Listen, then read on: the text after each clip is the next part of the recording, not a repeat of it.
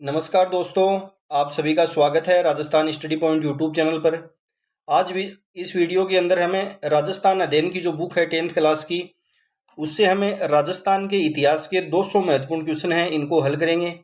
राजस्थान के इतिहास में हम इसमें सभ्यताएं और जो राजस्थान के राजवंश हैं इनके बारे में जो क्वेश्चन हैं इनको हल करेंगे। शुरू करते हैं वीडियो। सबसे पहला क्वेश्चन है, राजस्थान के लिए राजपुताना शब्द का प्रयोग सबसे पहले किसने किया? राजस्थान के लिए राजपुताना शब्द है, इसका प्रयोग सबसे पहले किसके द्वारा किया गया? तो आप सभी जानते हैं इसमें ऑप्शन नंबर 1 है वह सही होगा। जॉर्ज थॉमस जो हैं इन्होंने 1800 ईस्वी के अंदर राजस्थान के लिए राजपुताना शब्द है इसका प्रयोग है वह किया था। कर्नल जेम्स टोड हैं, इन्होंने अपनी पुस्तक है इनकी annals and antiquities of Rajasthan, annals and antiquities of Rajasthan, antiquities of Rajasthan, इसके अंदर इन्होंने जो राजस्थान है इस शब्द का प्रयोग है वह किया था। राजस्थान या राजस्थान शब्द का प्रयोग है वह किया गया था सबसे पहले कर्नल जेम्स टोड द्वारा, और राजपुताना शब्द है इसका प्रयोग सबसे पहले किया था जॉर्ज थॉमस ने 1800 ईस्वी के अंदर। अगला क्वेश्चन है, निम्न को सुमेलित करना है। एक तरफ दे रखे हैं प्रदेश दे रखे हैं, इनमें कौन सा क्षेत्र है वह राजस्थान का आता है? पहला दे रखा है मारवाड़, जंगल प्रदेश, कांठल और मत्स्य। तो मारवाड़ है, इसके अंदर कौन सा आता है? तो ये आता है जोधपुर का जो भाग है ये आता है मारवाड़ के अंदर। जंगल प्रदेश है, इसके अंदर बीकानेर व नागौर के जो आसपास का क्षेत्र है यह जंगल प्रदेश में आता है। काठल है, इसके अंदर माही नदी के किनारे जो प्रतापगढ़ का भाग है वह आता है काठल के अंदर। और मत्स्य है, इसके अंदर कौन सा आता है? तो मत्स्य है, इसके अंदर आता है जयपुर, अलवर और भरतपुर का क्षेत्र। अगला क्वेश्चन है, भैंसरोडगढ़ से लेकर बिजोलिया तक का पठारी क्षेत्र किस नाम से जाना जाता है? भैंसरोडगढ़ से लेकर बिजोलिया तक का जो पठारी क्षेत्र है उसको किस नाम से जाना जाता है? तो उसको जाना जाता है ऊपर मालगा पठार के नाम से। ऑप्शन नंबर 3 है वह इसके अंदर सही होगा। अगला क्वेश्चन है, राजस्थान में पूर्व पाषाण काल के उपकरणों की खोज सर्वप्रथम किसने की? ये क्वेश्चन 2-3 बार एग्जाम में पूछा गया है। राजस्थान के अंदर पूर्व पाषाण काल के जो उपकरण हैं इनकी खोज है वह सर्वप्रथम की थी C.A. हेकट ने। C.A. हेकट है, इसने 1870 के अंदर सर्वप्रथम राजस्थान में जयपुर और जो इंद्रगढ़ स्थान है यहाँ पर पूर्व पाषाण जो उपकरण है इनकी खोज है वह की थी। राजस्थान के अंदर यदि हम पूर्व पाषाण जो उपकरण हैं इनकी खोज के बारे में बात करें तो झालावाड़ जो है यहाँ पर पूर्व पाषाणकालीन जो उपकरण हैं इनकी खोज, और जालोर है यहाँ पर पूर्व पाषाणकालीन उपकरण हैं इनकी खोज किसके द्वारा की गई थी? तो जालोर है यहाँ पर तो की थी आलचीन ने, जालोर है यहाँ पर की थी आलचीन ने, और झालावाड़ है यहाँ पर की थी सेटनकोर ने। यह भी आप याद रखना। और सर्वप्रथम राजस्थान में पूर्व पाषाण काल के उपकरणों की खोज है वह C.A. हेकट द्वारा 1870 में जयपुर और इंद्रगढ़ जो स्थान है यहाँ पर की गई। अगला है, कालीबंगा सभ्यता के बारे में कौन सा कथन सत्य है? कालीबंगा जो सभ्यता है इसके बारे में कौन सा कथन है वह सत्य है? यह सभ्यता राजस्थान के हनुमानगढ़ जिले में घग्गर नदी के किनारे स्थित है, ये कथन सही है। कालीबंगा जो सभ्यता है यह राजस्थान के हनुमानगढ़ जिले में है और घग्गर नदी के किनारे स्थित है। कालीबंगा शब्द जो है इसका अर्थ होता है काली चूड़ियां, ये कथन भी सत्य है। इस सभ्यता की खोज सर्वप्रथम 1952 में अमलानंद घोष है इन्होंने की थी, ये कथन भी सत्य है। इस सभ्यता की जो खोज है यह सर्वप्रथम 1952 में अमलानंद घोष द्वारा की गई।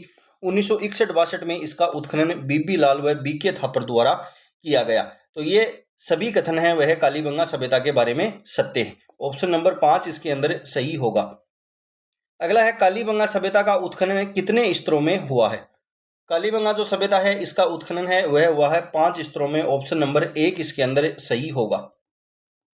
कालीबंगा सभ्यता के जो पहला और दूसरा स्तर है इसके अंदर पराक हड़प्पा या हड़प्पा से भी प्राचीन जो अवशेष हैं वह पहले और दूसरे स्तर में मिले हैं। तीसरे, चौथे और 5वें स्तर के अंदर मिलते हैं हड़प्पा कालीन या हड़प्पा के जो समकालीन अवशेष हैं वह मिलते हैं तीसरे, चौथे और 5वें में, और पहले और दूसरे के अंदर मिलते हैं प्राक हड़प्पा या हड़प्पा से भी प्राचीन अवशेष। तो कालीबंगा सभ्यता है, इसका उत्खनन 5 स्तरों के अंदर हुआ था।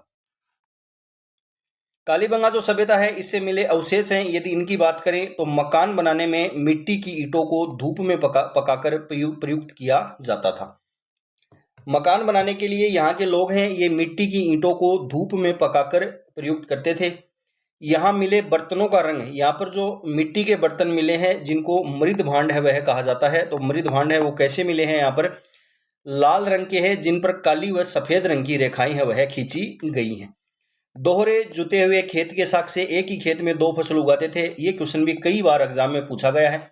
दोहरे जुते हुए खेत के साक्ष्य हैं वो कालीबंगा से मिले हैं। बच्चे के कंकाल की खोपड़ी में 6 छिद्र मिले हैं, मस्तिष्क शोध बीमारी के इलाज का प्रमाण है वह मिलता है। अग्नि वेदिकाएं हैं वह मिली हैं, यहाँ से 7 अग्नि वेदिकाएं या हवन कुंड है वो मिले हैं, ये क्वेश्चन भी बार बार एग्जाम में पूछा जाता है। लकड़ी की नाली है वह मिली है, खिलौना बैलगाड़ी व बेलनाकार मुहर है वह यहाँ से मिली है।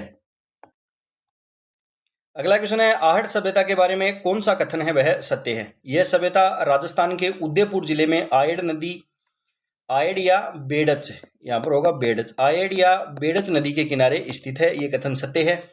यह सभ्यता एक टीले के नीचे दबी हुई प्राप्त हुई जिसे धूलकोट कहा जाता है, यह कथन भी सत्य है।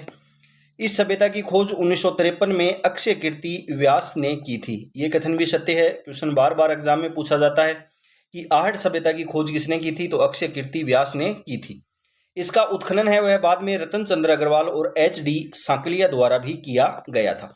इसकी खोज है वह 1953 में अक्षय कीर्ति व्यास करते हैं, उसके बाद इसका उत्खनन है वह रतन चंद्र अग्रवाल और HD सांकलिया द्वारा भी किया जाता है। इसमें सभी कथन है वह सत्य हैं। ये सभी जो बिंदु हैं ये राजस्थान बोर्ड की जो 10th क्लास की बुक है उसमें लिखे हुए हैं, तो सभी हैं वह इंपॉर्टेंट है। यह सभ्यता उदयपुर के अंदर है, यह सभ्यता एक टीले के नीचे दबी हुई प्राप्त हुई जिसे धूलकोट है वह कहते हैं। अगला है किस सभ्यता को ताम्रवती नगरी के नाम से जाना जाता है। कौन सी सभ्यता को ताम्रवती नगरी के नाम से जाना जाता है, तो आहट सभ्यता को ऑप्शन नंबर 1 है वह सही होगा। गणेश्वर जो सभ्यता है इसको ताम्रयुगीन सभ्यताओं की जननी है वह कहा जाता है। ताम्रयुगीन सभ्यताओं की जननी या ताम्र संचयी है वह तो कहा जाता है गणेश्वर को, और आहट है इसको कहा जाता है ताम्रवती नगरी। अगला है आहट सभ्यता से मिले अवशेषों में कौन सा कथन गलत है। आहट सभ्यता से जो अवशेष मिले हैं इसमें कौन सा कथन है वह गलत है। यहाँ के लोग मृतकों के साथ आभूषणों को दफनाते थे, ये क्वेश्चन भी CT एग्जाम के अंदर पूछा गया है। किस सभ्यता के लोग हैं वो मृतकों के साथ आभूषणों को दफनाते थे, तो आहट के लोग। यहाँ के लोग मकान बनाने में धूप में पकाई गई ईंटों एवं पत्थरों का प्रयोग करते थे, ये कथन भी सत्य है। यहाँ से लाल काले मिट्टी के बर्तन, यहाँ से लाल काले मृद भांड जो हैं वो मिले हैं, लाल काले मृद भांड है वह आहट से मिले हैं। यहाँ से प्राप्त ठप्पों से यहाँ रंगाई छपाई व्यवसाय उन्नत होने का प्रमाण मिलता है। यहाँ से ठप्पे मिले हैं जिनसे यहाँ पर रंगाई और छपाई का जो व्यवसाय है ये भी उन्नत होने का प्रमाण है वह मिलता है। आहट एक कांस्य युगीन सभ्यता थी, ये कथन असत्य है। कांस्य युगीन सभ्यता है वह कौन सी थी, तो वह थी कालीबंगा। कालीबंगा है यह कांस्य युगीन सभ्यता थी। आहट है यह ताम्रयुगीन सभ्यता थी, ताम्रयुगीन सभ्यता थी। तो इसके अंदर 5 नंबर कथन है यह असत्य है। अगला क्वेश्चन है गिलुंड सभ्यता किस नदी के किनारे स्थित है। गिलुंड जो सभ्यता है यह कौन सी नदी के किनारे स्थित है, कौन सा ऑप्शन इसके अंदर सही होगा। ऑप्शन नंबर 1 सही होगा, बनास नदी के किनारे गिलुंड है वह स्थित है। गिलुंड जो सभ्यता है यह राजस्थान के कौन से जिले में है, तो यह राजस्थान के राजसमंद जिले के अंदर है और बनास नदी के किनारे स्थित है। इसके बाद में है गिलुंड सभ्यता का उत्खनन किसके द्वारा किया गया। गिलुंड जो सभ्यता है इसका उत्खनन किसके द्वारा किया गया था, तो गिलुंड सभ्यता है इसका उत्खनन सबसे पहले तो किया था बीबीलाल ने 1957-58 के अंदर। बीबीलाल हैं इन्होंने 1957-58 के अंदर इसका उत्खनन किया था। उसके बाद डॉक्टर VS शिंदे और प्रोफेसर ग्रेगरी पोसल हैं, इन्होंने इसका उत्खनन है वह 1998 से 2003 के मध्य किया था। तो ये सभी हैं वे गिलुंड सभ्यता के उत्खनन करता है, ये आप याद रखना। ये क्वेश्चन एग्जाम में पूछा गया है कि 1998 से लेकर 2003 के बीच गिलुंड सभ्यता का उत्खनन किसके द्वारा किया गया था, तो डॉक्टर VS शिंदे और प्रोफेसर ग्रेगरी पोसल द्वारा। अगला है गिलुंड से प्राप्त अवशेषों के बारे में कौन सा कथन सत्य है। गिलुंड से जो अवशेष मिले हैं उससे कौन सा कथन सत्य है? पहला कथन है इस सभ्यता में पक्की ईंट, गिलुंड जो सभ्यता है यहाँ पर पक्की ईंट, आग में पकाई हुई ईंट है, इनका प्रयोग हुआ है, ये कथन सत्य है। यहाँ पर 5 प्रकार के मिट्टी के बर्तन सादे, काले, पॉलिशदार, भूरे, लाल और काले मिले हैं, ये कथन भी सत्य है। इससे पत्थर की गोलियां, हाथी दांत की चूड़ियां और मिट्टी के खिलौने प्राप्त हुए हैं। तो ये चारों ही कथन हैं वह गिलुंड सभ्यता के बारे में सत्य हैं। ऑप्शन नंबर 4 सही होगा। अगला क्वेश्चन है बागोर सभ्यता के बारे में कौन सा कथन है सही है? बागोर सभ्यता है, इसके बारे में कौन सा कथन है वह सही होगा? बागोर सभ्यता भीलवाड़ा में कोठारी नदी के किनारे स्थित है, यह कथन सत्य है। बागोर जो सभ्यता है यह भीलवाड़ा के अंदर है और कोठारी नदी के किनारे स्थित है। इसका उत्खनन है वह वीएन मिश्र द्वारा 1967 में किया गया, यह कथन भी सत्य है। यहाँ से कृषि व पशुपालन के प्राचीनतम अवशेष प्राप्त हुए हैं, ये कथन भी सत्य है। यहाँ से तांबे की छेद वाली सुई है वह मिली है, ये कथन भी सत्य है। बागोर जो सभ्यता है यह भीलवाड़ा के अंदर है और कोठारी नदी के किनारे है। इसका उत्खनन है वह किया गया था 1967 से 1970 के मध्य वीएन मिश्र, वीरेंद्र नाथ मिश्र द्वारा। यहाँ से कृषि व पशुपालन के प्राचीनतम अवशेष हैं वह मिले हैं और यहाँ पर एक तांबे की छेद वाली सुई भी मिली है। अगला है गणेश्वर सभ्यता किस नदी के किनारे स्थित है? गणेश्वर जो सभ्यता है यह नीम का थाना सीकर के अंदर है और यह कांतली नदी के किनारे स्थित है। नीम का थाना सीकर के अंदर यह है और कौन सी नदी के किनारे है? तो यह कांतली नदी के किनारे स्थित है। कांतली नदी है, इसके किनारे सुनारी सभ्यता भी झुंझुनू के अंदर स्थित है।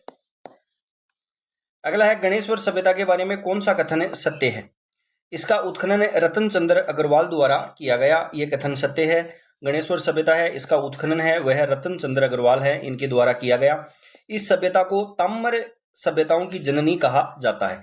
गणेश्वर जो सभ्यता है इसको ताम्र सभ्यताओं की जननी या ताम्र संचयी है वह कहा जाता है। यहां से मिट्टी के बर्तन मिले हैं जिन्हें कृप सवर्णी मर्द पात्र कहते हैं, ये कथन भी सत्य है। तो सभी कथन है वह गणेश्वर के बारे में सत्य हैं। गणेश्वर जो सभ्यता है यहां से गेरिक मृद भांड है वह मिले हैं, गेरिक मृद भांड है वह यहां से मिले हैं। अगला है भीनमान, यह है भीनमाल। भीनमाल जालोर सभ्यता के बारे में कौन सा कथन सत्य है? भीनमाल जो जालोर सभ्यता है इसके बारे में कौन सा कथन सत्य है? इसका उत्खनन आरसी अग्रवाल द्वारा किया गया, सत्य कथन है। भीनमाल का प्राचीन नाम श्रीमाल था, यह कथन भी सत्य है। यहां से एक रोमन यह है एम्फोरा, रोमन एम्फोरा सुरा पात्र व यूनानी सुराही मिली है जो इसके विदेशी व्यापार का केंद्र होने का प्रमाण है। तो ये तीनों ही जो कथन हैं ये इसके बारे में सत्य हैं। ऑप्शन नंबर 4 सही होगा। अगला है ईसवाल सभ्यता किस जिले के अंदर है? राजस्थान के अंदर ईसवाल जो सभ्यता है यह कौन से जिले के अंदर स्थित है? तो इसके अंदर ऑप्शन नंबर 2 सही होगा। उदयपुर के अंदर यह स्थित है ईसवाल सभ्यता।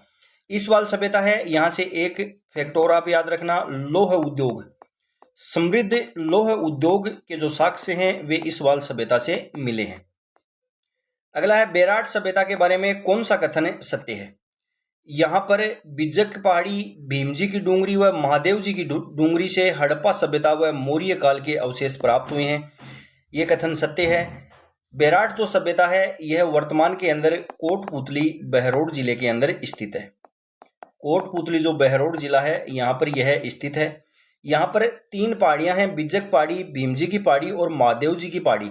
यहाँ से इस सभ्यता के अंदर अवशेष हैं वह मिलते हैं। अगला है इसका उत्खनन दयाराम साहनी, नील रतन बनर्जी व कैलाश नाथ दीक्षित ने किया था, यह कथन भी सत्य है। सबसे पहले जो बेराट सभ्यता है इसका उत्खनन है वह किसके द्वारा किया गया था? तो यह किया था दयाराम साहनी ने। उसके बाद इसका उत्खनन है वह नील रतन बनर्जी और कैलाश नाथ दीक्षित द्वारा किया गया था। बेराट से गोल मंदिर व अशोक के स्तंभ के अवशेष प्राप्त हुए हैं, यह कथन भी सत्य है। बेराट के पास अशोक बाबरू अभिलेख प्राप्त हुआ है जो अशोक के बौद्ध धर्म का अनुयायी होने का प्रमाण है। तो ये चारों ही कथन है वह बेराट सभ्यता के बारे में सत्य हैं। अगला है बालाथल सभ्यता किस जिले में स्थित है? बालाथल जो सभ्यता है यह कौन से जिले के अंदर स्थित है? तो यह उदयपुर के अंदर स्थित है। बालाथल सभ्यता है यह उदयपुर के अंदर स्थित है। इसका उत्खनन है वह किसके द्वारा किया गया था? तो प्रोफेसर वी एन मिश्र हैं, उन्होंने बालाथल सभ्यता का उत्खनन है वह किया था। राजस्थान के अंदर अन्य सभ्यताएं हैं, इनकी बात करें तो नगर सभ्यता है यह टोंक के अंदर है। नगरी सभ्यता है यह चित्तौड़ के अंदर है। नौह सभ्यता है यह भरतपुर में है। सुनारी झुंझुनू में, जोधपुरा जयपुर में, रंग महल हनुमानगढ़ में, ओजियाना भीलवाड़ा के अंदर, बरौर गंगानगर के अंदर है और तिलवाड़ा है यह बालोतरा जिले के अंदर स्थित है। अगला क्वेश्चन है, राजस्थान में आर्य संस्कृति या वैदिक संस्कृति के अवशेष कहां से मिले हैं?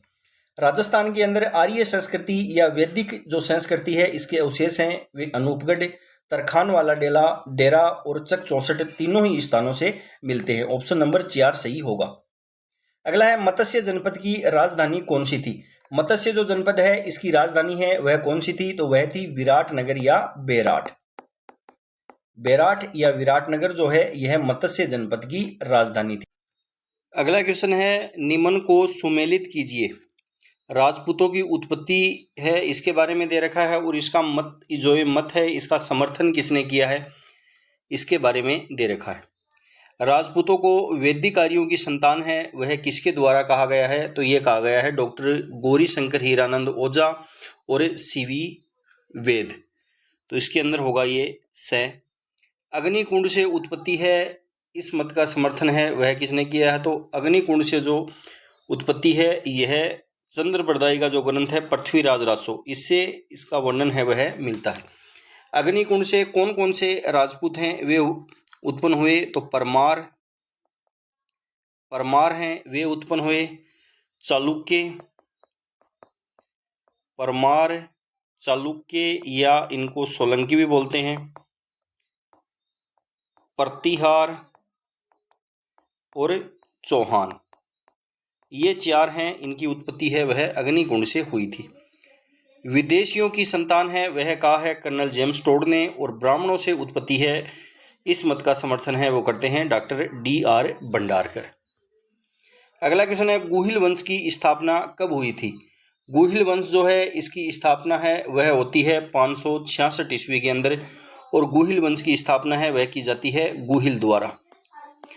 गुहिल है इनके द्वारा गुहिल वंश की स्थापना 566 ईस्वी के अंदर की गई थी। अगला है, बप्पा रावल के बारे में कौन सा कथन सत्य है? इसने 734 ईस्वी में चित्तौड़ के शासक मानमोरी को हराकर चित्तौड़ पर अधिकार किया, ये कथन सत्य है। इसकी राजधानी नागदा थी, ये कथन भी सत्य है। इसने कैलाशपुरी उदयपुर में एकलिंग जी के मंदिर का निर्माण है वह करवाया था, ये कथन भी सत्य है। उदयपुर के जो शासक हैं वे एकलिंग जी को अपना दीवान है वह मानते थे। एकलिंग जी जो हैं ये गुहिल वंश के कुल देवता हैं। इतिहासकार सीवी वेद ने इसकी तुलना है वह चार्ल्स मार्टेल फ्रांसीसी सेनापति जो है इससे की है, ये कथन भी सत्य हैं। तो बप्पा रावल के बारे में ये सभी कथन है वह सत्य हैं। बप्पा रावल या इनको काल भोज के नाम से भी जाना जाता है। अगला है, भूताला का युद्ध किनके मध्य लड़ा गया था? भूताला का जो युद्ध है वह किनके मध्य लड़ा गया था? कौन सा ऑप्शन इसके अंदर सही होगा? तो ऑप्शन नंबर 3 है वह सही होगा। जैतर सिंह हैं और इल्तुतमिश हैं, इनके मध्य भूताला का युद्ध है वह लड़ा गया था। भूताला का युद्ध है यह हुआ था 1227 ईस्वी के अंदर। 1227 ईस्वी के अंदर भूताला का युद्ध है वह होता है। भूताला का जो युद्ध है इसकी जानकारी हमें कौन से ग्रंथ से मिलती है? तो यह मिलती है हमीर मदमर्दन ग्रंथ से। हमीर मदमर्दन जो ग्रंथ है इससे जानकारी हमें मिलती है और ये ग्रंथ है वह है जय सिंह सूरी का। हमीर मदमर्दन जो ग्रंथ है यह जय सिंह सूरी का है, जिससे हमें भूताला के युद्ध का वर्णन है वह इसमें मिलता है। ये युद्ध है वह 1227 में जैतर सिंह व इल्तुतमिश के मध्य हुआ था। अगला है, अलाउद्दीन खिलजी और मेवाड़ वासियों के बीच चित्तौड़ की घेराबंदी किस वर्ष हुई थी? अलाउद्दीन खिलजी और मेवाड़ वासियों के बीच जो चित्तौड़गढ़ की घेराबंदी है ये कब हुई थी? तो ये हुई थी 1303 के अंदर। ऑप्शन नंबर 2 सही होगा। अगला क्वेश्चन है, किस रचना में अमीर खुसरो ने चित्तौड़ पर अलाउद्दीन खिलजी के आक्रमण का वर्णन है वह किया है? अमीर खुसरो जो हैं ये चित्तौड़ पर अलाउद्दीन खिलजी के आक्रमण का वर्णन है वह करते हैं, और इन्होंने कौन से ग्रंथ में किया है, तो यह किया है खजाइन उल फुतूह है। ऑप्शन नंबर 4 इसके अंदर सही होगा। चित्तौड़ पर आक्रमण की जो जानकारी है वो एक अन्य ग्रंथ है पद्मावत। पद्मावत जो ग्रंथ है यह 1540 ईस्वी के आसपास लिखा गया है मलिक मोहम्मद जायसी द्वारा। मलिक मोहम्मद जायसी हैं, इनके द्वारा यह ग्रंथ लिखा गया है। इससे भी इस युद्ध की जानकारी है वह मिलती है। अगला है किसकी सेना के विरुद्ध लड़ते हुए गोरा व बादल वीर गति को प्राप्त हुए तथा रानी पद्मिनी ने 1600 महिलाओं के साथ जोहर वह किया था, तो ये हुआ था अलाउद्दीन खिलजी के विरुद्ध लड़ते हुए। ऑप्शन नंबर 2 है वह सही होगा। अगला है पद्मावत किसके द्वारा लिखी गई थी, तो पद्मावत है यह मलिक मोहम्मद जायसी द्वारा 1540 के आसपास लिखी गई थी। अगला है 1303 में चित्तौड़ विजय के बाद अलाउद्दीन ने चित्तौड़ का नया नाम क्या रखा था। 1303 में जब अलाउद्दीन चित्तौड़ विजय कर लेते हैं तो उन्होंने चित्तौड़ का नाम अपने पुत्र खिज्र खां जो हैं इनके नाम पर रखा था, खिजराबाद। ऑप्शन नंबर 4 इसके अंदर सही होगा। अगला है विषम घाटी पंचानन की संज्ञा मेवाड़ के किस शासक को दी गई है। विषम घाटी पंचानन की जो संज्ञा है यह दी जाती है राणा हमीर को। ऑप्शन नंबर 1 है वह सही होगा। इनको मेवाड़ का उद्धारक भी कहा जाता है। मेवाड़ का उद्धारक और विषम घाटी पंचानन है वह इनको कहा जाता है। अगला है निम्न में से कौन सिसोदिया वंश के पूर्वज बने थे, तो सिसोदिया वंश के पूर्वज हैं वे कौन बने थे, वे बने थे राणा हमीर। ऑप्शन नंबर 3 सही होगा। अगला क्वेश्चन है राणा हमीर के बारे में कौन से कथन सत्य हैं। राणा हमीर ने 1326 ईस्वी में चित्तौड़ पर अधिकार किया, ये कथन सत्य है। ये सिसोदा ठिकाने के जागीरदार थे, ये कथन भी सत्य है। ये सिसोदा ठिकाने के जागीरदार होने के कारण ही जो मेवाड़ के अंदर आगे जो राजवंश था उसको सिसोदिया के नाम से जाना गया था। हमीर को मेवाड़ का उद्धारक कहा जाता है, ये कथन भी सत्य है।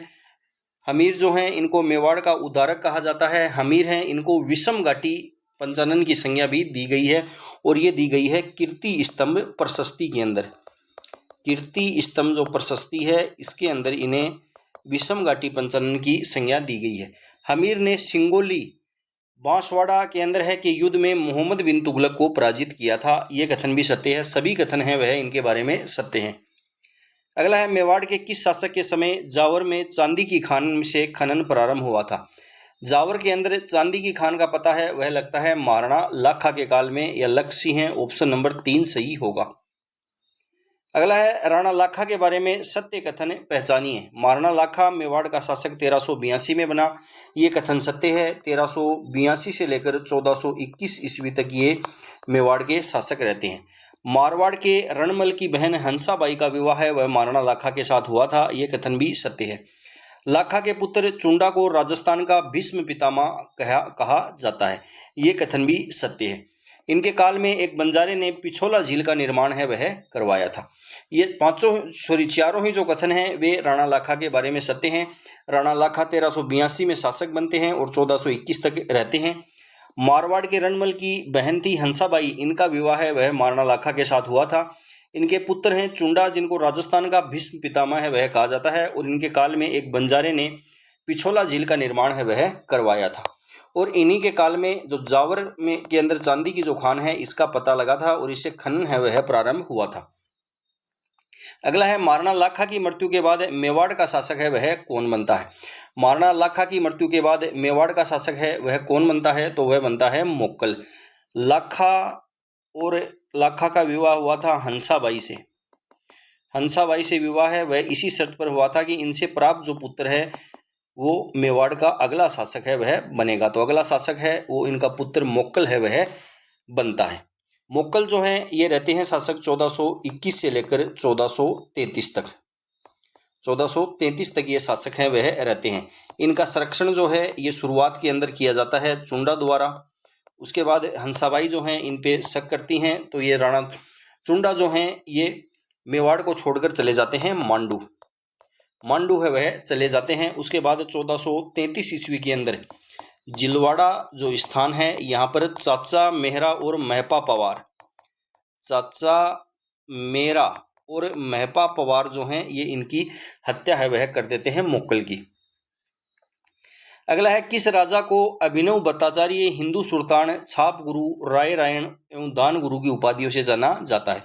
तो ये जो सभी उपाधियां हैं, अभिनव भट्टाचार्य, हिंदू सुल्तान, छाप गुरु, राय रायण, दान गुरु, ये सभी उपाधियां हैं, ये हैं महाराणा कुंभा की। ऑप्शन नंबर 3 सही होगा। अगला क्वेश्चन है, संगीत का ज्ञान होने के कारण कुंभा को उपाधि प्राप्त हुई। संगीत का ज्ञान होने के कारण कुंभा है, इनको कौन सी उपाधि है वह दी गई थी? ऑप्शन नंबर 2 इसके अंदर सही होगा। अभिनव भट्टाचार्य की उपाधि है वह इनको संगीत का ज्ञान होने के कारण मिली थी।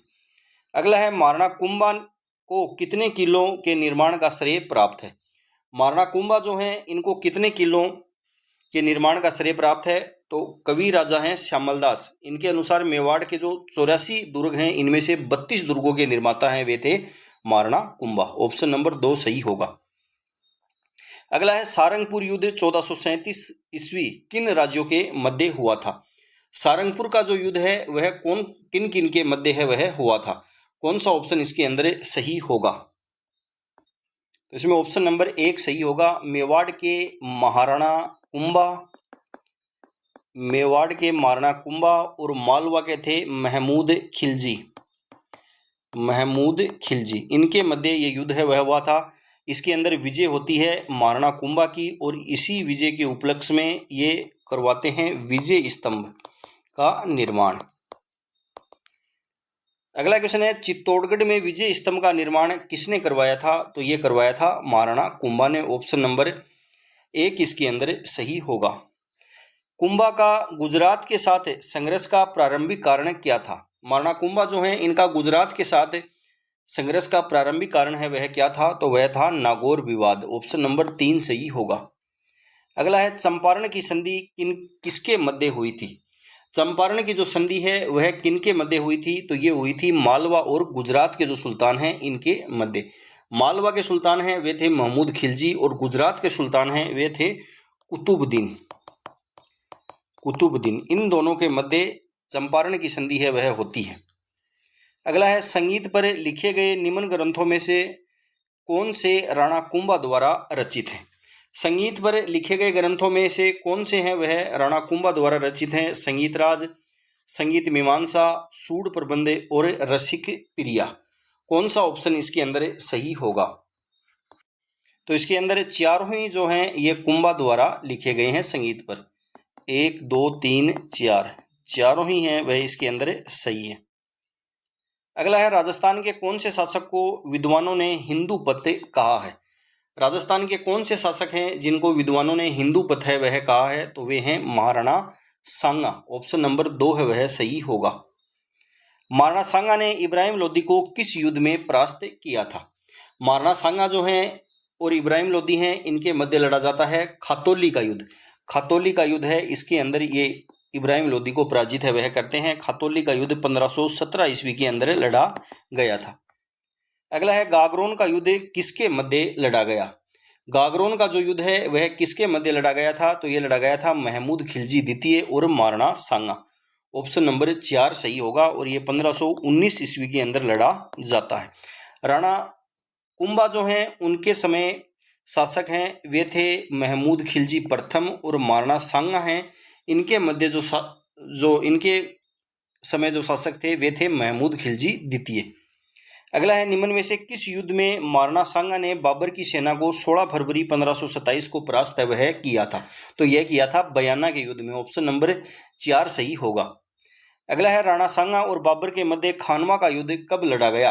खानवा का युद्ध है ये इंपॉर्टेंट है, ये कब हुआ था? यह हुआ था 17 मार्च 1527 को। ऑप्शन नंबर 2 सही होगा। अगला है, खानवा के युद्ध में सांगा की पराजय का मुख्य कारण था? खानवा के युद्ध में महाराणा सांगा हैं इनकी पराजय का मुख्य कारण था बाबर की सैन्य व्यवस्था में उसकी तुलुगमा पद्धति। ऑप्शन नंबर 4 सही होगा। अगला है, राणा सांगा की मृत्यु कब हुई? राणा सांगा जो है इनकी मृत्यु है वह कब होती है? तो इनकी मृत्यु होती है 30 जनवरी 1528 को। ऑप्शन नंबर 1 है वह इसके अंदर सही होगा। राणा सांगा जो हैं इनको इनके सामंतों के द्वारा जहर है वह दे दिया जाता है और इनकी जो मृत्यु होती है वह होती है बसवा दौसा के अंदर। बसवा दौसा के अंदर इनकी मृत्यु होती है और इनका समाधि स्थल है वह कहाँ पर है? समाधि स्थल है वह है मांडलगढ़ भीलवाड़ा के अंदर। मांडलगढ़ भीलवाड़ा है, यहाँ पर इनका अंतिम संस्कार है वह किया गया था। अगला है महाराणा सांगा के मृत शरीर का दाह संस्कार किस स्थान पर किया गया? तो ये किया गया मांडलगढ़ के अंदर। ऑप्शन नंबर 1 सही होगा। अगला है राणा सांगा की मृत्यु के बाद कौन मेवाड़ का शासक बना था? मोस्ट इंपोर्टेंट क्वेश्चन है। राणा सांगा की मृत्यु के बाद मेवाड़ के शासक हैं वे बनते हैं राणा रतन सिंह हैं। ऑप्शन नंबर 1 सही होगा। अगला है अकबर ने चित्तौड़ के दुर्ग पर अधिकार कब किया? अकबर जो है इसने चित्तौड़ के दुर्ग पर अधिकार है वह कब किया था? कौन सा ऑप्शन इसके अंदर सही होगा? तो 25 फरवरी 1568 को। 25 फरवरी 1568 को। अगला है उदय सिंह द्वारा उदयपुर नगर कब बसाया गया? उदय सिंह जो है इन्होंने उदयपुर नगर की स्थापना है वह कब की थी? तो यह की थी 1559 में। ऑप्शन नंबर 1 सही होगा। अगला है महाराणा प्रताप का जन्म कब हुआ? महाराणा प्रताप जो है इनका जन्म है वह कब हुआ था? तो यह हुआ था 9 मई 1540 को और कुंभलगढ़ दुर्ग के अंदर। कुंभलगढ़ दुर्ग के अंदर इनका जन्म है वह 9 मई 1540 को होता है और 1572 के अंदर ये शासक है वह बनते हैं। 1597 तक ये शासक रहते हैं। अगला है महाराणा प्रताप ने मेवाड़ की राजगद्दी कब संभाली? महाराणा प्रताप है इन्होंने मेवाड़ की राजगद्दी 1572 के अंदर संभाली थी। अगला क्वेश्चन है महाराणा प्रताप का राज्याभिषेक सर्वप्रथम हुआ था। महाराणा प्रताप जो है इनका राज्याभिषेक सर्वप्रथम हुआ था गोगुंदा के अंदर महादेव बावड़ी पर। ऑप्शन नंबर 2 सही होगा। गोगुंदा के अंदर महादेव जो बावड़ी है यहाँ पर इनका सर्वप्रथम राज्याभिषेक है वह हुआ था। उसके बाद इनका जो राज्याभिषेक है वह हुआ था कुंभलगढ़ दुर्ग के अंदर। अगला क्वेश्चन है अकबर द्वारा महाराणा प्रताप से बातचीत हेतु भेजे गए दूतों का सही क्रम है। अकबर द्वारा महाराणा प्रताप से बातचीत हेतु भेजे गए दूतों का सही क्रम है वह है JM B और T। जलाल खां, कोरची, मानसिंह, भगवंदास और टोडरमल। ऑप्शन नंबर 1 सही होगा। अगला क्वेश्चन है हल्दी घाटी का युद्ध लड़ा गया था। हल्दी घाटी का जो युद्ध है यह कब लड़ा गया था? तो यह लड़ा गया था 18 जून 1576 को। ऑप्शन नंबर 3 सही होगा। हल्दी घाटी के युद्ध में महाराणा प्रताप की सेना में हरावल का नेतृत्व करता था। हल्दी घाटी के युद्ध में अकबर की जो सेना है इसमें हरावल का नेतृत्व करता है वह कौन था? तो वह था हाकिम का सूरी। ऑप्शन नंबर 2 सही होगा। हाकिम का सूरी जो है इन्होंने महाराणा प्रताप की हरावल जो सेना है जो आगे की जो सेना होती है उसका नेतृत्व है वह किया था। अगला है हल्दी घाटी के युद्ध को किस विद्वान ने खमनोर का युद्ध कहा है? हल्दी घाटी के युद्ध को किस विद्वान ने खमनोर का युद्ध है वह कहा है? कौन सा ऑप्शन इसके अंदर सही होगा?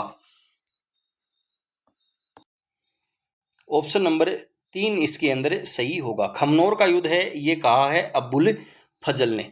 बदायूनी है इन्होंने इसको कहा है गोगुंदा का युद्ध। गोगुंदा का युद्ध है वह कहा है बदायूनी ने।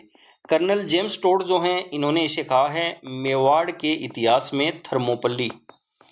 मेवाड़ इतिहास में थर्मोपल्ली या हल्दी घाटी युद्ध है वह भी कर्नल जेम्स टोड ने ही कहा है। हल्दी घाटी का युद्ध जो है इसको हाथी युद्ध के नाम से भी जाना जाता है। अगला क्वेश्चन है महाराणा प्रताप के समय अकबर ने शाहबाज खां को कितनी बार मेवाड़ पर आक्रमण के लिए भेजा था? शाहबाज खां जो हैं ये महाराणा प्रताप के समय कितनी बार मेवाड़ पर आक्रमण है वह करते हैं? कौन सा ऑप्शन इसके अंदर सही होगा? तो ऑप्शन नंबर 2 सही होगा। 3 बार आक्रमण है वह करते हैं। 3 बार आक्रमण है वह करते हैं। 1577 के अंदर, 1577 में करते हैं, 1578 में और 1580 के अंदर 3 बार आक्रमण है वह करते हैं शाहबाज खां। अंतिम जो आक्रमण है वह मुगलों की तरफ से जगन्नाथ कछुआ द्वारा किया जाता है। जगन्नाथ कछुआ जो हैं इनके द्वारा अंतिम आक्रमण है वह किया जाता है। दिवेर का युद्ध किन किन के मध्य हुआ था? दिवेर का जो युद्ध है वह किन किन के मध्य हुआ था? तो यह महाराणा प्रताप और मुगल किलेदार थे सुल्तान खां, इन दोनों के बीच दिवेर का युद्ध है वह लड़ा गया था। दिवेर का जो युद्ध है इसको कर्नल जेम्स टोड जो हैं ये कहते हैं मेवाड़ का मैराथन युद्ध। मेवाड़ का मैराथन युद्ध है वह इस युद्ध को कहा है कर्नल जेम्स टोड ने। अगला है कर्नल जेम्स टोड ने निम्न में से किस युद्ध को मेवाड़ का मैराथन युद्ध कहकर पुकारा है? तो वह कहा है दिवेर के युद्ध को।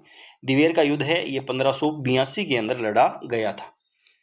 मेवाड़ के महाराणा प्रताप के विरुद्ध अंतिम मुगल आक्रमण का नेतृत्व किसने किया था? तो यह किया था जगन्नाथ कछुआ ने। ऑप्शन नंबर 4 सही होगा। अगला क्वेश्चन है 1578 ईस्वी में कुंभलगढ़ पर किसने आक्रमण किया? 1578 ईस्वी के अंदर कुंभलगढ़ पर आक्रमण है वह किया था शाहबाज खान ने। शाहबाज खान है ये 1577 के अंदर, 1578 के अंदर और 1580 के अंदर आक्रमण है वह करता है। अंतिम अभियान 1584-85 के अंदर जगन्नाथ कछुआ का था। अगला है राणा प्रताप के बारे में कौन सा कथन सत्य है? 1585 से 1597 के बीच प्रताप ने चित्तौड़ एवं मांडलगढ़ को छोड़कर शेष राज्य पुनः अधिकार कर लिया था। यह कथन सत्य है। 1585 में महाराणा प्रताप ने चावंड को राजधानी बनाया, यह कथन भी सत्य है। क्वेश्चन एग्जाम में पूछा जाता है कि जो चावंड है ये महाराणा प्रताप की राजधानी कितने दिनों तक रही थी? तो महाराणा प्रताप ने बनाया था 1585 के अंदर और ये शासक रहे थे 1597 तक। तो 12 वर्षों तक ये महाराणा प्रताप की राजधानी है वह रही थी। अगला है 19 जनवरी 1597 को महाराणा प्रताप की मृत्यु हुई, ये कथन भी सत्य है। महाराणा प्रताप का अंतिम संस्कार बाडोली नामक गांव में किया गया था। तो चारों ही कथन है वह सत्य है। अगला है महाराणा प्रताप की मृत्यु के पश्चात निम्न में से कौन सा राजपूत मेवाड़ का शासक है वह बना था? तो महाराणा प्रताप की मृत्यु के बाद उनके पुत्र अमर सिंह हैं वे मेवाड़ के शासक बनते हैं। अगला है किसके शासनकाल में मुगल और मेवाड़ के महाराणा के मध्य चित्तौड़ की संधि है वह हुई थी? चित्तौड़ की जो संधि है इसको मुगल मेवाड़ संधि के नाम से भी जाना जाता है। यह किन किन के मध्य हुई थी? तो ये मुगल बादशाह थे जहांगीर और मेवाड़ के महाराणा थे अमर सिंह। इन दोनों के मध्य यह संधि है वह हुई थी। तो इसमें ऑप्शन नंबर 2 सही होगा। यह संधि है वह कब हुई थी? तो यह संधि 5 फरवरी 1615 को हुई थी। अगला क्वेश्चन है 1657 ईस्वी के मुगल उत्तराधिकारी संघर्ष में मेवाड़ के किस महाराणा से औरंगजेब ने सहायता प्राप्त करने का प्रयास है वह किया था? तो किसने किया था? किससे किया था? तो राज सिंह से सहायता प्राप्त करने का प्रयास है वह किया था। अगला है कौन सा शासक महाराणा जगत सिंह के पश्चात मेवाड़ की गद्दी पर बैठा? कौन से शासक बैठे थे? तो ये बैठे थे महाराणा राज सिंह। महाराणा राज सिंह ये 1652 से लेकर 1680 तक यहाँ के शासक हैं वह रहते हैं। अगला है 17वीं शताब्दी के सिसोदिया राठौड़ गठबंधन में मेवाड़ का शासक था।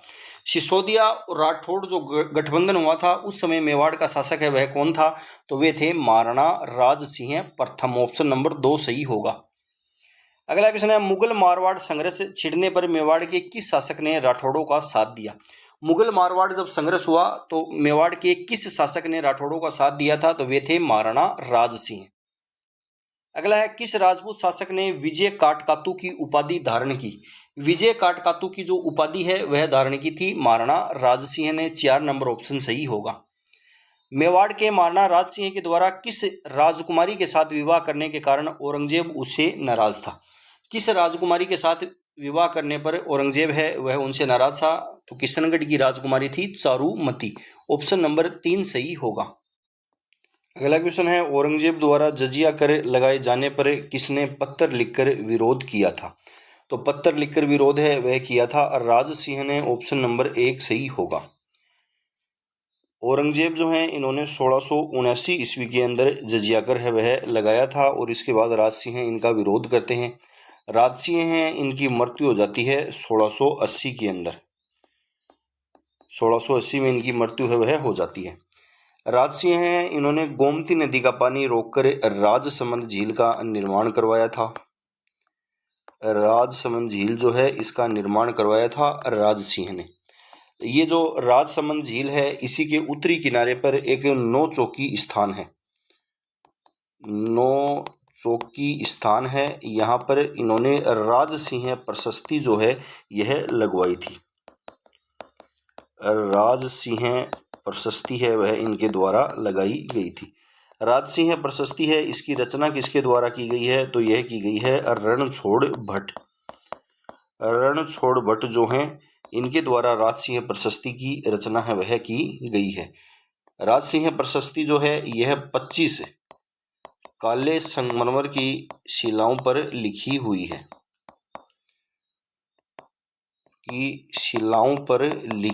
है, और यह किस भाषा में है तो यह संस्कृत भाषा के अंदर है। संस्कृत भाषा के अंदर है। इसे संसार का सबसे बड़ा शिलालेख माना जाता है। संसार का सबसे बड़ा शिलालेख है वह इसे माना जाता है। अगला क्वेश्चन है, जोधपुर में राठौड़ राजवंश का संस्थापक कौन था? तो जोधपुर के अंदर राठौड़ राजवंश की स्थापना है वह की गई थी राव सिंह द्वारा। ऑप्शन नंबर 1 इसके अंदर सही होगा। राव सिंह जो हैं इन्होंने राठौड़ वंश की स्थापना है वह मारवाड़ के अंदर की थी। इनको मारवाड़ के राठौड़ वंश का मूल पुरुष या आदि पुरुष है वह माना जाता है। मूल पुरुष या आदि पुरुष है वह माना जाता है। अगला क्वेश्चन है, राव चूड़ा के बारे में कौन सा कथन सत्य है? चूड़ा ने अपने साहस और कूटनीति के माध्यम से मंडोर पर कब्जा किया और उसे राजधानी बनाया। ये कथन सत्य है। राव चूड़ा जो हैं ये अपनी राजधानी है वह बनाते हैं मंडोर को। अगला है, चूड़ा ने मंडोर के आसपास के क्षेत्र खाटू, सांबर, डीडवाना, अजमेर व नाडोल पर अधिकार किया। ये कथन भी सत्य है। चूड़ा 1423 ईस्वी में पुंगल के भाटियों द्वारा मारा गया।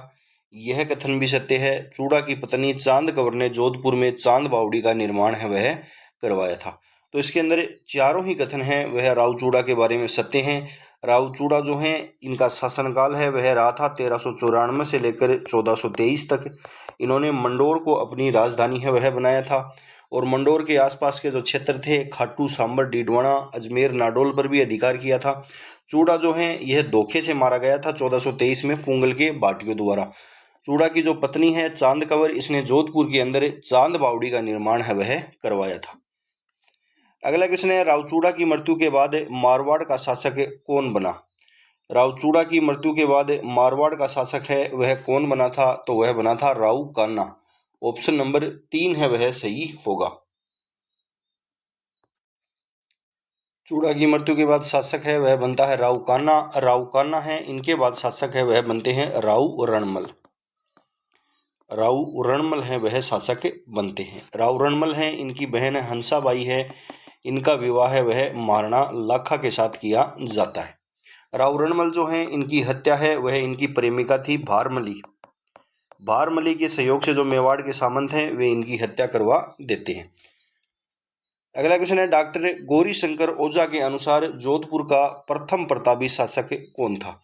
डॉक्टर गौरी शंकर जो ओझा हैं ये जोधपुर का प्रथम प्रतापी शासक है वे मानते हैं राव जोधा को। ऑप्शन नंबर 3 है वह सही होगा।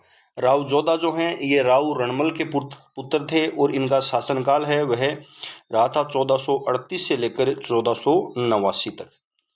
1438 से लेकर 1489 तक इन्होंने शासन है वह किया था।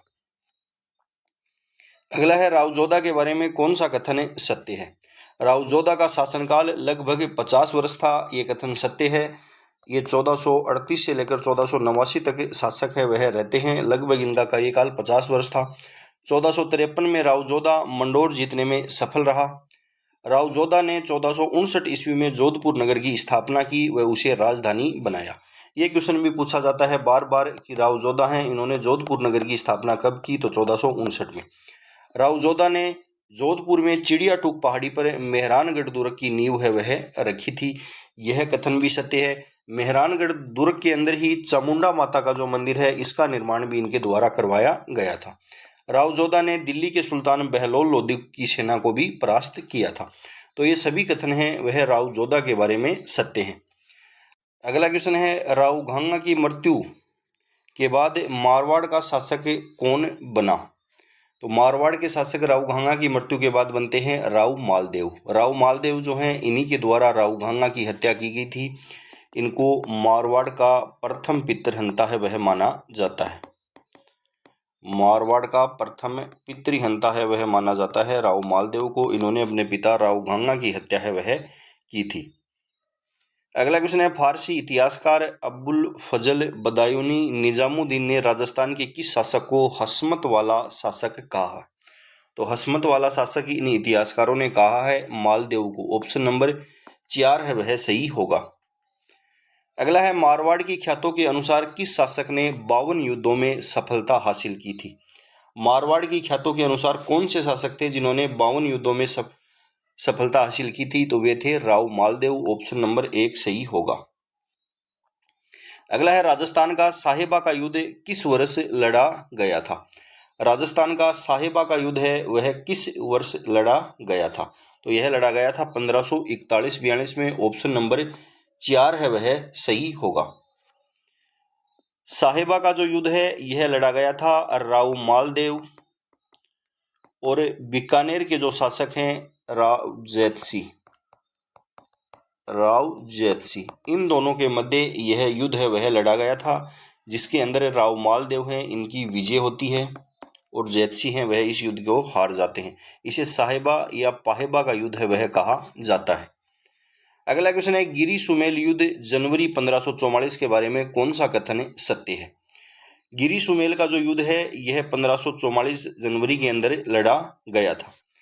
यह युद्ध राव मालदेव व शेरशाह सूरी के मध्य लड़ा गया था, ये कथन सत्य है। इस युद्ध में मालदेव के वीर सेना नायक थे जेता और कुपा, ये मारे गए थे। मालदेव है इसके सेनापति जेता और कुपा थे जो इस युद्ध के अंदर वीरता से लड़े और ये अंत में मारे जाते हैं। राव मालदेव इस युद्ध में बिना लड़े ही प्रस्थान है वह कर गए थे, ये कथन भी सत्य है। वीरमदेव व राव कल्याणमल ने इस युद्ध में शेरशाह सूरी का साथ दिया था, ये कथन भी सत्य है। बीकानेर के जो राजा थे राव कल्याणमल, इन्होंने इस युद्ध में राव मालदेव के खिलाफ शेरशाह सूरी की सहायता है वह की थी। तो चारों ही कथन हैं वह इसके बारे में सत्य हैं। चारों ही जो कथन हैं वह इसके बारे में सत्य हैं। शेरशाह सूरी जो हैं इनका एक कथन है, इस युद्ध के बाद ये कथन बोलते हैं कि एक मुट्ठी भर बाजरे के लिए मैं हिंदुस्तान की बादशाहत है वह खो देता। तो यह कथन है वह गिरी सुमेल युद्ध के बाद शेरशाह सूरी ने कहा था। अगला क्वेश्चन है, रूठी रानी के नाम से इतिहास में प्रसिद्ध है। रूठी रानी के नाम से इतिहास के अंदर कौन सी रानी प्रसिद्ध है? तो वे हैं उमादे। ऑप्शन नंबर 3 है वह सही होगा। उमादे जो हैं ये राव मालदेव की रानी थी। राव मालदेव की रानी थी जो इतिहास के अंदर रूठी रानी के नाम से प्रसिद्ध हुई थी। उमादे जो हैं यह जैसलमेर के शासक थे राव लूणकरण, इनकी पुत्री थी। जैसलमेर शासक राव लूणकरण जो हैं इनकी यह पुत्री थी, लूणकरण की पुत्री थी। और यह मालदेव से रूठने के बाद तारागढ़ दुर्ग अजमेर जो है यहाँ पर यह रहती है। तारागढ़ दुर्ग अजमेर है यहाँ पर यह रहती है। अगला है, किस राजपूत शासक ने मुगलों के विरुद्ध निरंतर स्वतंत्रता का संघर्ष जारी रखा और समर्पण नहीं किया? कौन से राजपूत शासक हैं? तो वे हैं मारवाड़ के राव चंद्रसेन। ऑप्शन नंबर 2 है वह सही होगा। अगला है, मारवाड़ का भूला बिसरा नायक व मारवाड़ का प्रताप किसे कहा जाता है? मारवाड़ का भूला बिसरा नायक, मारवाड़ का प्रताप का पथ प्रदर्शक, ये सभी नामों से जाना जाता है राव चंद्रसेन को। ऑप्शन नंबर 3 है वह सही होगा।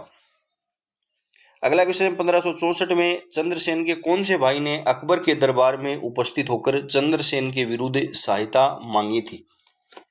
1564 में चंद्रसेन का कौन सा भाई था जिसने अकबर के दरबार में उपस्थित होकर चंद्रसेन के विरुद्ध सहायता है वह मांगी थी? तो वह था राम सिंह। ऑप्शन नंबर 2 सही होगा।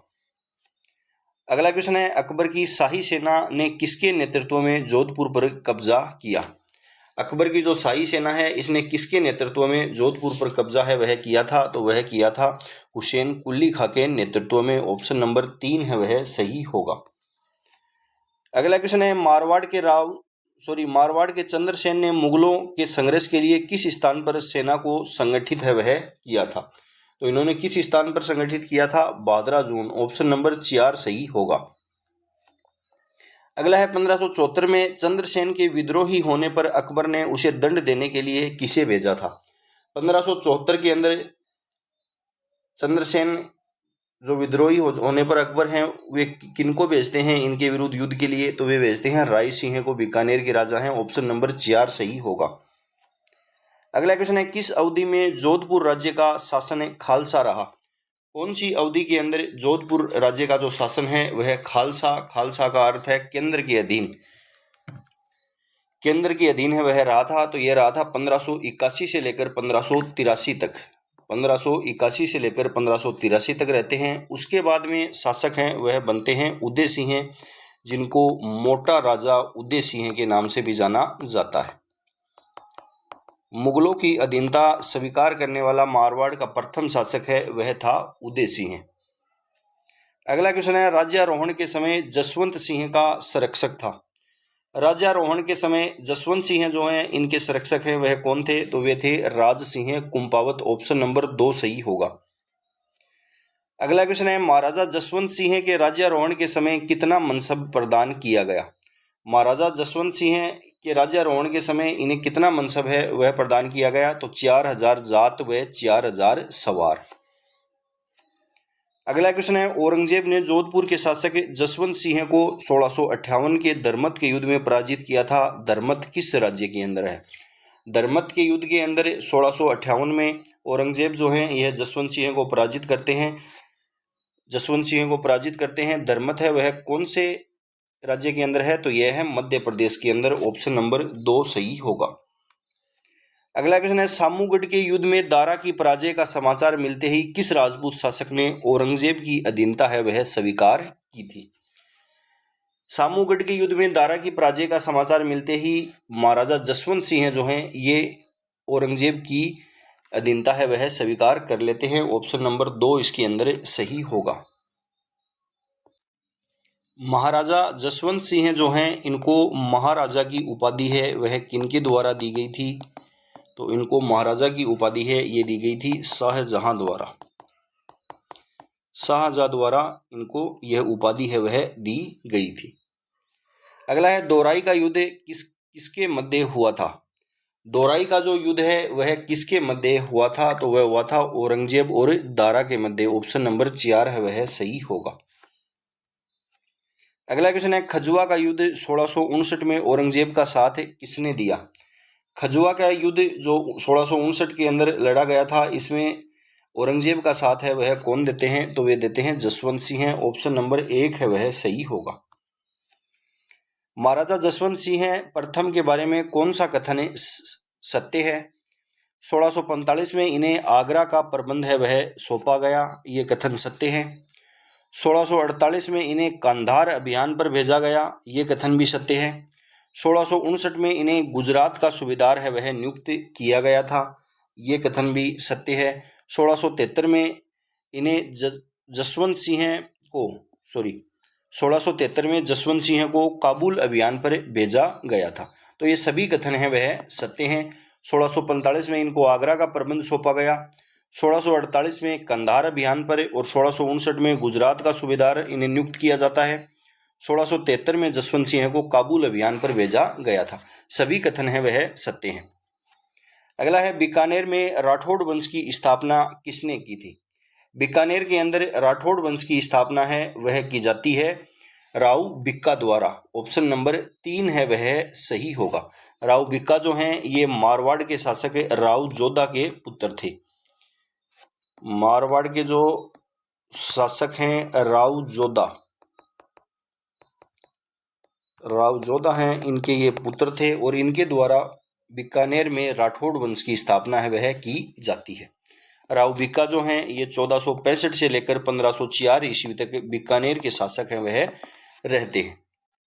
अगला क्वेश्चन है, राव बिक्का ने बीकानेर शहर की नींव कब रखी थी। तो राव बिक्का हैं इनके द्वारा बीकानेर शहर की नींव है यह रखी गई थी 1488 के अंदर।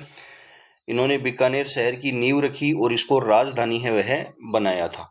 राव बिक्का जो हैं इन्होंने देशनों के अंदर करणी माता का जो मंदिर है, करणी माता जो मंदिर है इसके मूल मंदिर का जो निर्माण है वह इन्हीं के द्वारा करवाया गया था। मूल मंदिर का जो निर्माण है वह राव भिक्का द्वारा ही करवाया गया था। अगला है करणी माता के मूल मंदिर का निर्माण किसने करवाया था? तो यह करवाया था राव भिक्का ने। अगला क्वेश्चन है बिट्ठू सूजा ने अपने ग्रंथ राव जैतसिरो छंद में किसे कलयुग का कारण कहा है? बिट्ठू सूजा जो हैं इन्होंने अपने ग्रंथ राव जैतसिरो छंद के अंदर कलयुग का कारण है वह किसको कहा है? कौन सा ऑप्शन इसके अंदर सही होगा?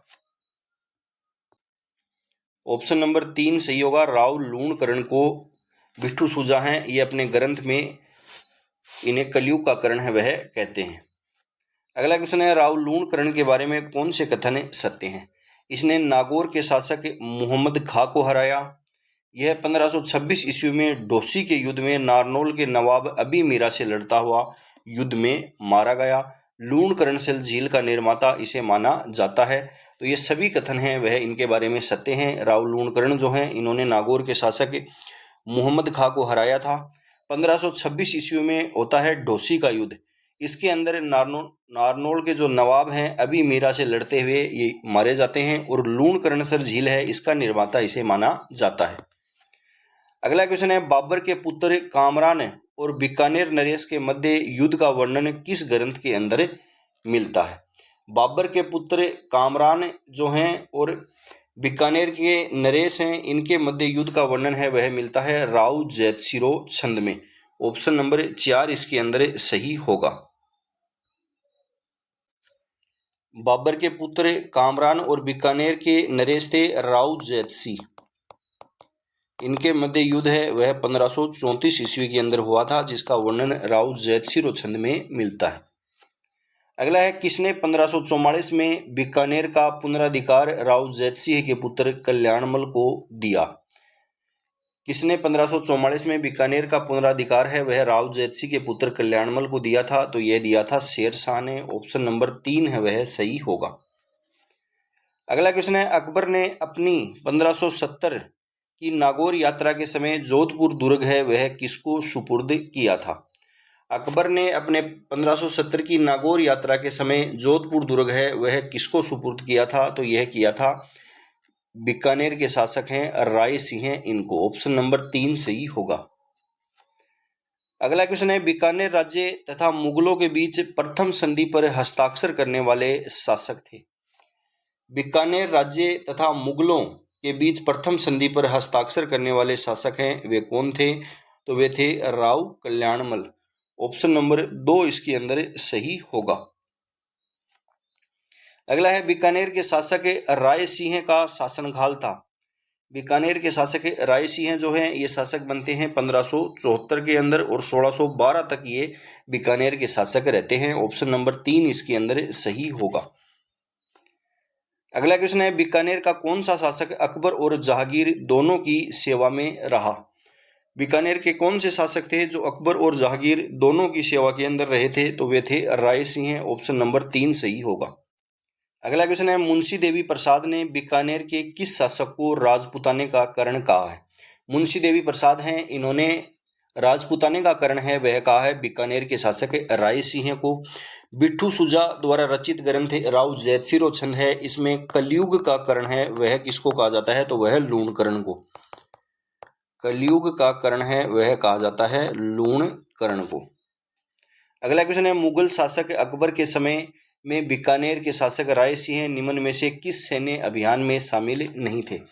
राय सिंह जो हैं वे किस सैन्य अभियान में शामिल नहीं थे?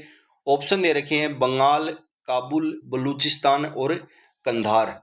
तो कौन सा ऑप्शन इसके अंदर सही होगा? तो बंगाल अभियान जो है इसमें ये शामिल नहीं थे। अगला क्वेश्चन है इतिहासकार G.H. ओझा के अनुसार मतीरे की राड़ नामक युद्ध कब लड़ा गया था? मतीरे की राड़ नामक युद्ध है यह 1644 के अंदर लड़ा गया था। मतीरे की राड़ नामक जो युद्ध है यह नागौर और बीकानेर जो हैं इनके मध्य लड़ा गया था। नागौर के शासक थे उस समय अमर सिंह और बीकानेर के जो शासक हैं वे थे करण सिंह। अगला क्वेश्चन है, मुगल उत्तराधिकार युद्ध में बीकानेर के किस शासक ने औरंगजेब की सहायता हेतु अपने पुत्र पद्म सिंह और केसरी सिंह को भेजा? मुगल उत्तराधिकार युद्ध में बीकानेर के किस शासक ने औरंगजेब की सहायता हेतु पुत्र पद्म सिंह और केसरी सिंह को भेजा था? तो वे थे कर्ण सिंह। ऑप्शन नंबर 3 सही होगा। अगला क्वेश्चन है, किस इतिहासकार ने चौहानों को ब्राह्मण वंश से उत्पन्न माना है? तो यह माना है D.R. भंडारकर ने। ऑप्शन नंबर 1 है वह सही होगा। चौहानों की अग्निकुंड से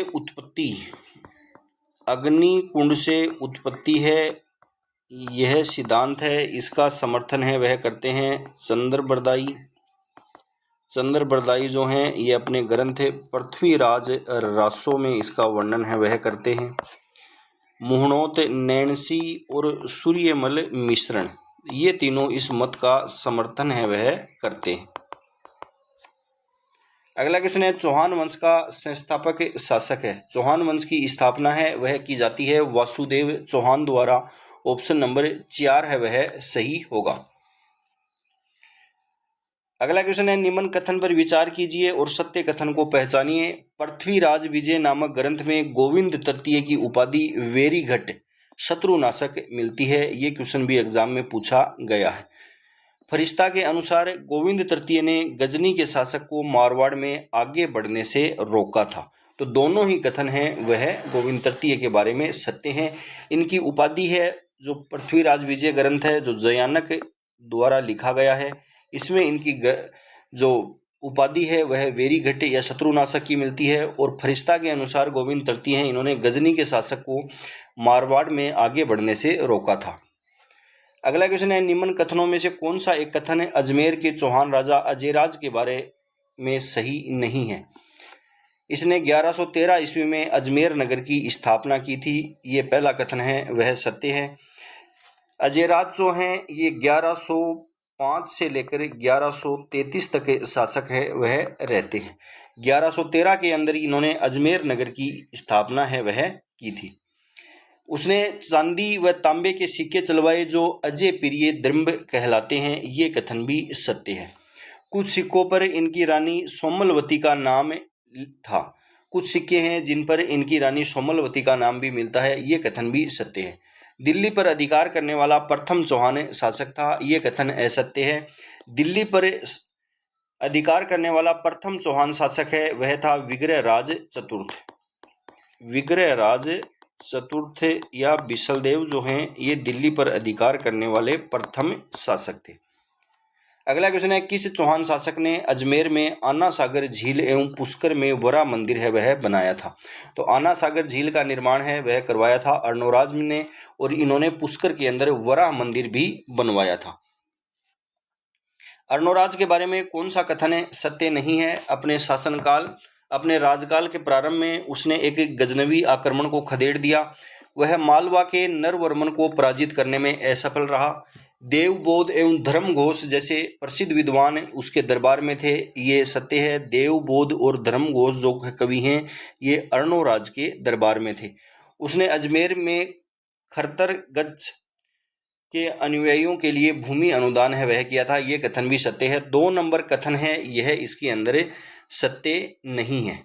2 नंबर कथन जो है वह इसके अंदर सत्य नहीं है। मालवा के नरवर्मन को इसने पराजित है वह कर दिया था, लेकिन गुजरात के चालुक्य शासक थे कुमारपाल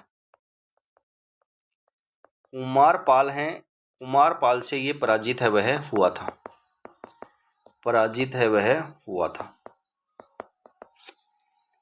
अगला क्वेश्चन है, कटिबंधु या कवि बांधव के नाम से कौन सा राजा प्रसिद्ध था?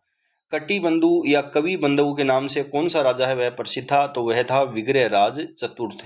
ऑप्शन नंबर 2 है वह सही होगा। इनको बिसल देव के नाम से भी जाना जाता था।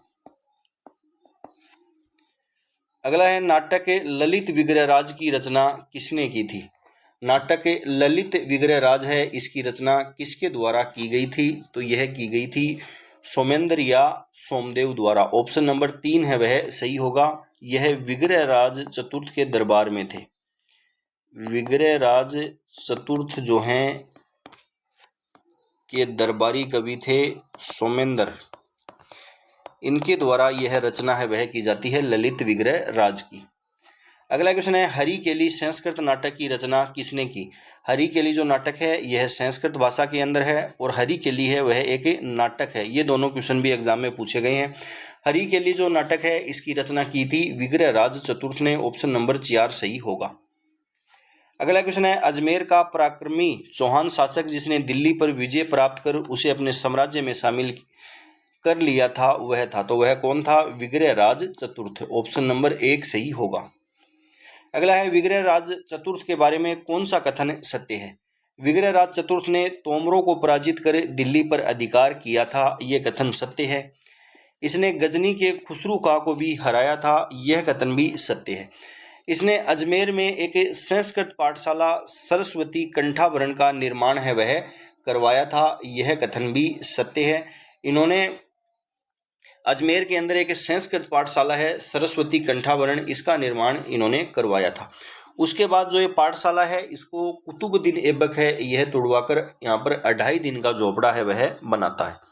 इसको तुड़वाकर 2.5 दिन का झोपड़ा जो मस्जिद है इसका निर्माण करवाता है कुतुबुद्दीन ऐबक। कुतुबुद्दीन ऐबक 1198 में। इसने बिसलपुर बसाकर वहाँ बिसलपुर झील है वह बनवाई थी, ये कथन भी सत्य है। तो ये चारों ही कथन हैं वह विग्रहराज चतुर्थ के बारे में सत्य है। अगला है, पृथ्वीराज चौहान सभी चौहान शासकों में सबसे प्रसिद्ध रिक्त स्थान वर्ष की आयु में सिंहासन पर बैठा था। पृथ्वीराज चौहान जो हैं ये 11 वर्ष की आयु के अंदर शासक बनते हैं। इनका शासनकाल है वह 1177 से 1192 ईस्वी तक रहता है। अगला क्वेश्चन है, सुल्तान मोहम्मद गोरी को वर्ष 1191 में किसने पराजित किया, लेकिन वर्ष 1192 में वह उससे हार गया।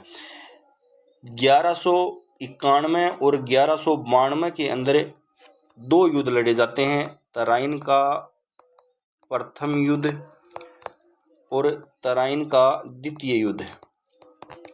तराइन का द्वितीय युद्ध, इन दोनों युद्धों के अंदर किस किस के मध्य लड़े जाते हैं? तो मोहम्मद गोरी और पृथ्वीराज चौहान तृतीय के मध्य लड़े जाते हैं। पहले युद्ध के अंदर पृथ्वीराज चौहान हैं वे जीत जाते हैं, लेकिन दूसरे युद्ध के अंदर इनकी हार होती है। ऑप्शन नंबर 1 इसमें सही होगा। अगला क्वेश्चन है, पृथ्वीराज चौहान का दरबारी कवि कौन था? पृथ्वीराज चौहान जो हैं इनके दरबारी कवि हैं वे थे चंद्रबरदाई, जिन्होंने पृथ्वीराज रासो ग्रंथ की रचना है वह की थी। एक इनके दरबार में थे जयानक, जिन्होंने पृथ्वीराज विजय ग्रंथ की रचना की।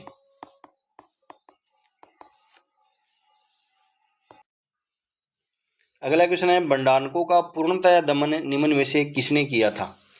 बंडानक जो एक जाति है इसका पूर्णतया दमन है वह किया था पृथ्वीराज चौहान तृतीय ने। ऑप्शन नंबर 3 सही होगा। अगला क्वेश्चन है, पृथ्वीराज चौहान और चंदेल शासक परमर्दी के मध्य अंतिम व निर्णायक युद्ध हुआ था। पृथ्वीराज चौहान और चंदेल शासक परमर्दी देव जो हैं इनके मध्य लड़ा गया था महोबा का युद्ध। ऑप्शन नंबर 3 सही होगा। यह युद्ध है वह लड़ा जाता है 1182 के अंदर, और इस युद्ध के अंदर महोबा के शासक हैं परमर्दी चंदेल। इनके 2 सेनानायक थे आल्ला और उद्दल, इनकी इसके अंदर मृत्यु है वह हो जाती है। अगला क्वेश्चन है, पृथ्वीराज चौहान तृतीय का समकालीन चालुक्य शासक कौन था? पृथ्वीराज चौहान तृतीय जो हैं इनके समकालीन चालुक्य शासक है वह कौन था? तो वह था भीमदेव सेकंड। ऑप्शन नंबर 2 इसके अंदर सही होगा। चौहानों की रणथंबोर शाखा का प्रवर्तक था। चौहानों की जो रणथंबोर शाखा है इसका प्रवर्तक है वह पृथ्वीराज चौहान तृतीय के पुत्र गोविंदराज थे। ऑप्शन नंबर 3 है वह सही होगा। इन्होंने 1194 के अंदर यहाँ पर चौहान वंश की स्थापना की थी। रणथंबोर के शासक हमीर चौहान की किस वर्ष दिल्ली के सुल्तान जलालुद्दीन खिलजी की सेना के साथ प्रथम बार मुठभेड़ है वह हुई थी? प्रथम बार इनकी मुठभेड़ है वह होती है 1290 के अंदर। हमीर ने सुल्तान अलाउद्दीन खिलजी के किस विद्रोही सेनापति को रणथंबोर दुर्ग में शरण दी थी? हमीर ने सुल्तान अलाउद्दीन खिलजी के किस विद्रोही सेनापति को रणथंभौर दुर्ग में शरण है वह दी थी? तो इन्होंने दो मंगोल विद्रोही थे, मुहम्मद शाह और केहबरू, इन दोनों को शरण है वह दी थी। मीर मुहम्मद शाह और केहबरू, इन दोनों को शरण है वह हमीर द्वारा दी गई थी। अगला है, अलाउद्दीन खिलजी ने किस वर्ष रणथंभौर पर अधिकार किया? अलाउद्दीन खिलजी जो हैं इन्होंने किस वर्ष रणथंभौर पर अधिकार है वह किया था? कौन सा ऑप्शन इसके अंदर सही होगा? तो ऑप्शन नंबर 1 सही होगा, 1301 में। अलाउद्दीन खिलजी हैं ये 1303 के अंदर चित्तौड़ पर अधिकार है वह करते हैं। 1308 के अंदर ये सिवाना पर अधिकार करते हैं। 1311 के अंदर ये जालोर पर अधिकार है वह करते हैं। अगला क्वेश्चन है, हमीर के किन दो मंत्रियों की गद्दारी से रणथंभौर का पतन त्वरित हुआ? हमीर के वे दो मंत्री कौन थे जिन्होंने इस युद्ध के अंदर गद्दारी की थी? तो वे थे रणमल और रतिपाल। जालोर में चौहान वंश का संस्थापक कौन था? जालोर के अंदर चौहान वंश का संस्थापक है वह कौन था? कौन सा ऑप्शन इसके अंदर सही होगा? तो ऑप्शन नंबर 2 कीर्तिपाल। कीर्तिपाल है, इसने जालोर के अंदर चौहान वंश की स्थापना है वह की थी। जालोर के अंदर चौहान वंश की स्थापना है वह किनको हराकर की जाती है? ये क्वेश्चन भी एग्जाम में पूछा गया है। तो परमार जो हैं इनको हराकर जालोर के अंदर सोनगरा चौहानों की एक शाखा है, इसकी स्थापना की जाती है कीर्तिपाल द्वारा। अगला क्वेश्चन है, निम्न में से किस राजस्थानी ग्रंथ में अलाउद्दीन खिलजी की जालोर विजय का विवरण है वह मिलता है? अलाउद्दीन खिलजी की जालोर विजय का विवरण है वह किस में मिलता है? तो यह मिलता है कानड़ देव प्रबंध में, और यह ग्रंथ है वह पद्मनाभ द्वारा लिखा गया है। अलाउद्दीन खिलजी ने किस दुर्ग को जीतकर उसका नाम खेराबाद रखा था? अलाउद्दीन खिलजी जो हैं इन्होंने किस दुर्ग को जीतकर उसका नाम है वह खेराबाद है वह रखा था? तो यह रखा था सिवाना के दुर्ग को। ऑप्शन नंबर 1 इसके अंदर सही होगा। सिवाना पर ये अधिकार कर लेते हैं 1308 में, और इसका नाम है वह रखते हैं खेराबाद। और यहाँ का जो प्रतिनिधि नियुक्त किया जाता है वह किसको किया जाता है? तो वह किया जाता है कमालुद्दीन गुरग को। कमालुद्दीन गुरग, ये भी आप याद रखना। अगला क्वेश्चन है, अलाउद्दीन खिलजी ने 1311 में जालोर को जीतकर उसका नया नाम क्या रखा? अलाउद्दीन खिलजी हैं ये जालोर को जीतकर उसका नाम है वह रखते हैं जलालाबाद। ऑप्शन नंबर 3 इसके अंदर सही होगा। अलाउद्दीन खिलजी और कानड़ देव जो यहाँ के शासक थे उनके मध्य 1311 के अंदर युद्ध लड़ा जाता है, एक के और कानड़ देव के। कानड़ देव जो जालोर का शासक था इनके मध्य 1311 के अंदर यह युद्ध है वह लड़ा जाता है। इसके अंदर कानड़ देव जो हैं इनके एक सरदार थे बीका दैया। ये कानड़ देव के साथ इसमें विश्वासघात करते हैं और कानड़ देव इस युद्ध में लड़ते हुए वीर गति को प्राप्त है वह हो जाता है। एक आप और क्वेश्चन याद रखना, रणथंभौर जो दुर्ग है इस पर ये अलाउद्दीन खिलजी हैं इन्होंने 1301 के अंदर इस पर अधिकार है वह किया था। 1301 में ये इस पर अधिकार है वह कर लेते हैं। और यहाँ पर अमीर की रानी थी रंग देवी के नेतृत्व में यहाँ पर जोहर है वह किया जाता है। रंग देवी के नेतृत्व में यहाँ पर जोहर है वह किया जाता है। ये क्वेश्चन भी एग्जाम में पूछा जाता है और यह एक जल जोहर था। अगला क्वेश्चन है, कछुआ राजवंश या ढूंढाड़ राज्य के संस्थापक थे? कछुआ राजवंश या ढूंढाड़ राज्य के संस्थापक हैं वे कौन थे? तो वे थे दुल्ले राय, या इनको तेज कर्ण के नाम से भी जाना जाता है। अगला क्वेश्चन है, कछुआ राजवंश की प्रथम राजधानी है वह कहाँ थी? कछुआ राजवंश की प्रथम राजधानी है वह कहाँ पर थी? तो वह थी दौसा के अंदर। ऑप्शन नंबर 1 सही होगा। कछुआ राजवंश की स्थापना जो है यह दुल्ले राय या तेजकर्ण द्वारा 1137 ईस्वी के अंदर की जाती है और इनकी प्रथम राजधानी है वह थी दौसा। अगला है, निम्न में कौन से कछुआ शासक ने मीणाओं को हराकर आमेर को अपनी राजधानी है वह बनाया था? आमेर को अपनी राजधानी है वह बनाते हैं कोकिल देव 1207 ईस्वी के अंदर। 1207 ईस्वी के अंदर इन्होंने आमेर को अपनी राजधानी है वह बनाया था। आमेर के किस शासक ने सर्वप्रथम मुगलों के साथ संधि की थी? मुगलों की अधीनता स्वीकार करने वाले प्रथम शासक हैं वह कौन थे? तो वे थे भारमल। ऑप्शन नंबर 4 है वह सही होगा। आमेर के बिहारी मल की पुत्री का विवाह अकबर के साथ कहाँ पर हुआ था? आमेर के बिहारी मल की जो पुत्री है इनका विवाह अकबर के साथ हुआ था सांबर में। ऑप्शन नंबर 2 है वह सही होगा। सांबर के अंदर हुआ था 1562 में। और बिहारी मल जो है इनकी पुत्री है उनका नाम था हरखा बाई। इनका विवाह है वह अकबर के साथ 1562 में सांबर में होता है। अगला है अकबर द्वारा राजपूतों से वैवाहिक संबंध नीति में सर्वप्रथम किसने विवाह वह किया था? तो यह किया था हरखा बाई ने। ऑप्शन नंबर 3 सही होगा। जयपुर के किस शासक ने अपनी पुत्री का विवाह शहजादा सलीम से 1585 ईस्वी में किया था?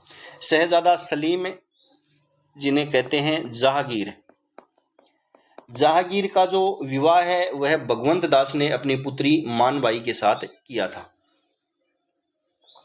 तो ऑप्शन नंबर 2 है वह इसके अंदर सही होगा। इनकी पुत्री हैं मानबाई। इनका विवाह है वह शहजादे सलीम या जहांगीर के साथ हुआ था। अगला है जयपुर के शासक भगवंत दास की मृत्यु कहाँ हुई थी? जयपुर के शासक भगवंत दास जो हैं इनकी मृत्यु 1589 के अंदर लाहौर में होती है। ऑप्शन नंबर 2 सही होगा।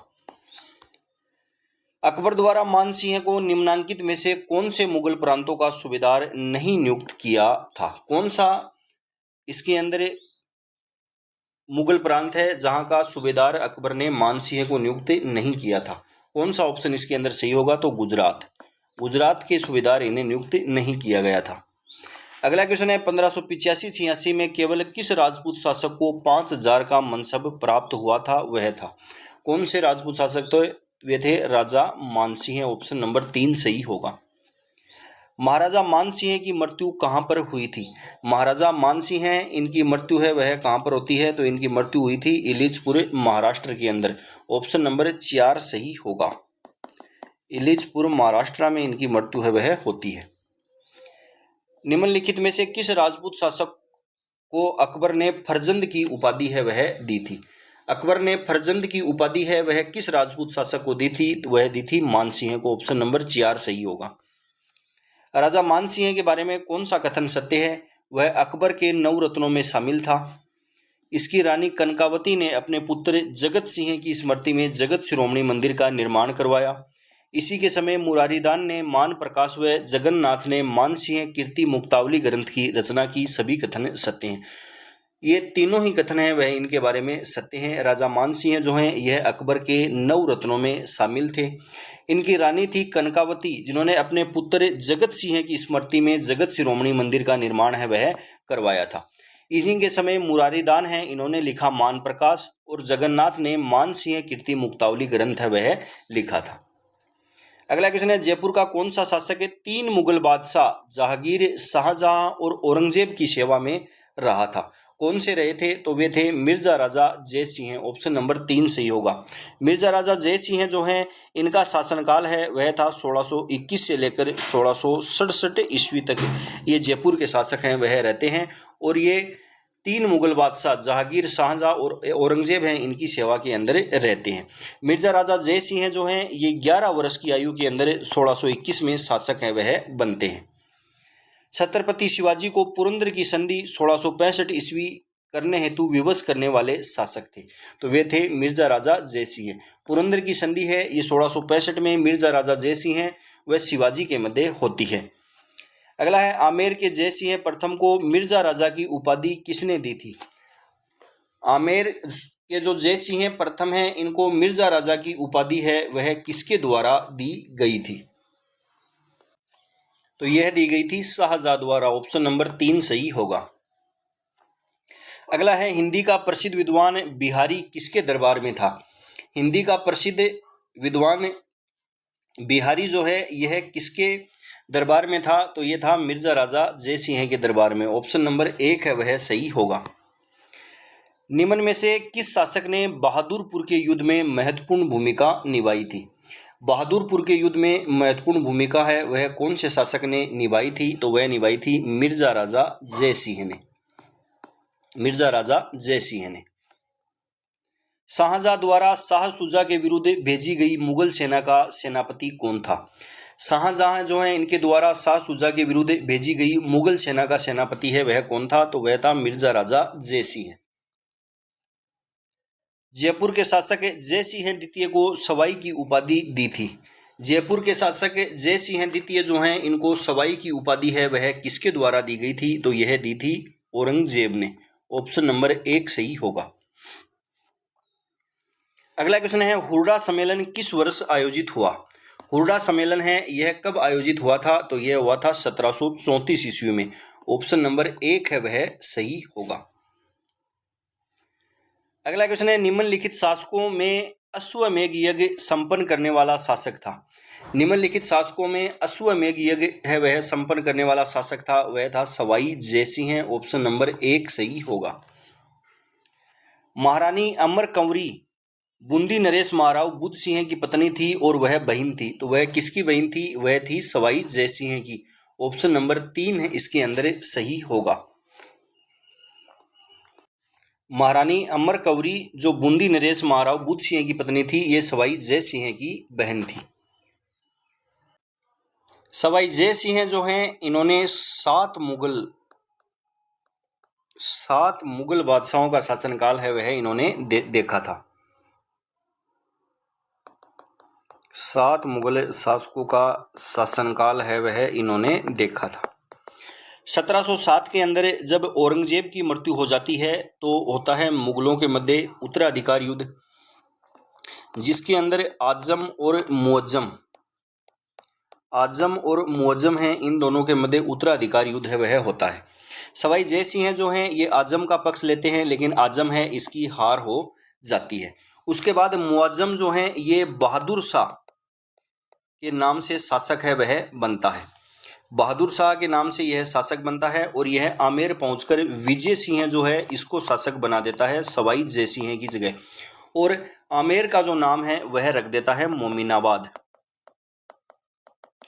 आमेर का नाम है वह मोमिनाबाद किसके द्वारा रखा गया था? जो मुअज्जम बहादुर शाह के नाम से शासक बना था इसके द्वारा यह नाम रखा गया था। उसके बाद मेवाड़ की सहायता से पुनः सवाई जयसिंह वे शासक है वह बन जाते हैं। तो ये भी आप याद रखना, ये मोमिनाबाद नाम किसने रखा था, ये क्वेश्चन भी एग्जाम में पूछा गया है।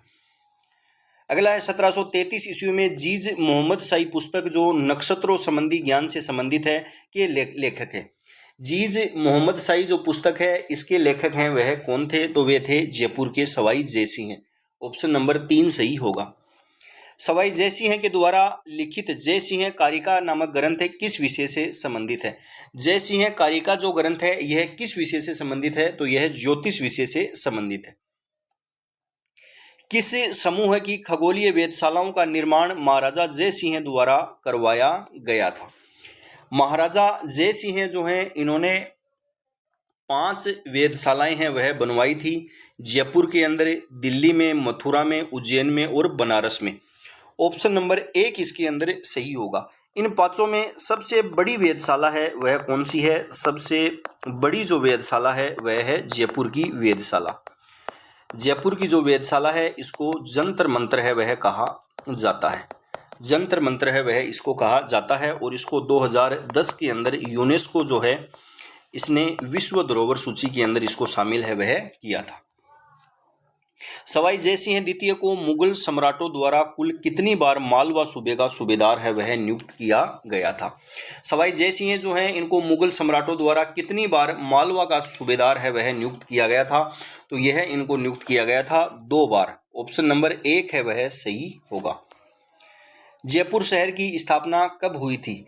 जयपुर शहर जो है इसकी स्थापना है वह कब हुई थी? तो यह हुई थी 1727 को। ऑप्शन नंबर 3 सही होगा।